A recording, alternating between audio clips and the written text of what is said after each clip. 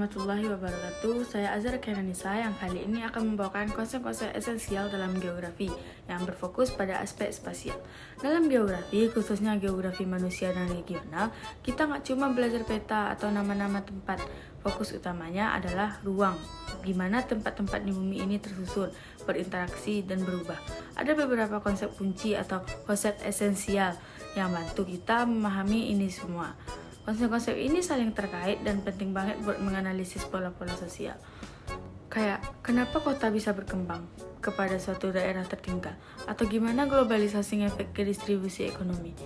Marilah kita bahas di sini.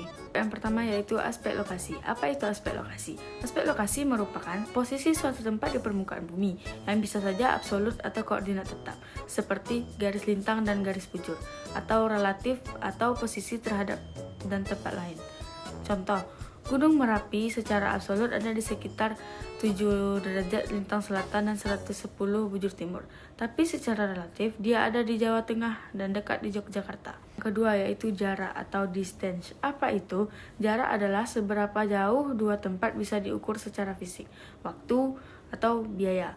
Contoh, dari Jakarta ke Surabaya sekitar 800 km secara fisik. Tapi naik kereta cepat mungkin cuma 8-10 jam membutuhkan waktu. Aspek yang ketiga yaitu aspek aksesibilitas atau keterjangkauan. Apa itu? Yaitu keterjangkauan adalah seberapa mudah kita mencapai suatu tempat, dipengaruhi sama jarak, infrastruktur, biaya, kondisi, dan fisik.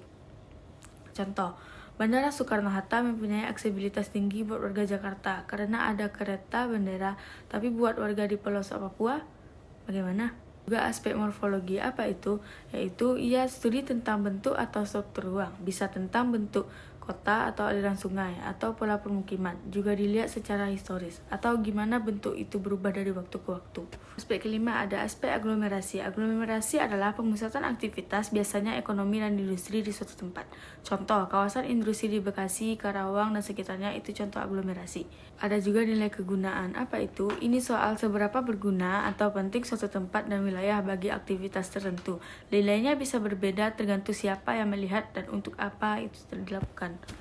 Ada aspek ketujuh yaitu interaksi dan interdependensi ruang. Apa itu? Interaksi adalah hubungan antar tempat atau bisa barang, manusia, dan ide. Sedangkan interdependensi artinya saling ketergantungan, nggak cuma tempat yang berdiri sendiri. Kedelapan ada diferensiasi wilayah. Apa itu? Setiap wilayah memiliki ciri khas. Ini karena faktor alam atau iklim, tanah, atau manusia, ekonomi, budaya.